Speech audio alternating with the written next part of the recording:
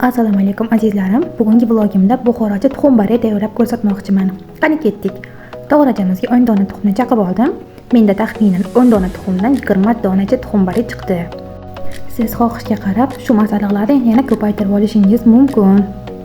Keyin 10 osh qoshiq sut, ta'bga qarab tuz solib, yaxshilab qo'shib olishimiz kerak. Tuxumimiz yaxshi qo'shilib ketishi kerak. Keyin xohishga qarab eritilgan sariyog' yoki pista moyi, zig'ir moyi solishingiz mumkin. Men 10 osh qoshiq zig'ir moyi qo'shib oldim. Endi navbat xamirimizga. Men xamirni oldindan tayyorlab oldim. 1 stakan suvi, tuzli suvga 1 ta tuxum solib, qattiq xamir qorib oldim. Xamirimizni keyin yupqa qilib yoyib oldim. Keyin ko'rsatilgandek kesib oldim. Keyin xamirlarimizga o'rtasiga un sepib olamiz. Ikki yon tomonlarga tuzli suvdan surtib, ikki yonini buqib olamiz. Men shu tayoqchadan foydalandim, bir xil chiqishi uchun.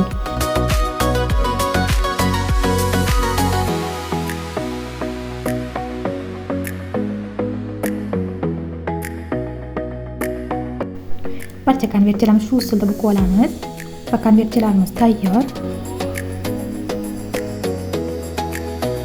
Oldindan qaynab turgan suvga 1 osh qoshiq tuz solib olamiz. Konvertimizga tuxumli massadan birin-ketin solib, qaynab turgan suvimizga 6-7 daqiqada pishirib olamiz.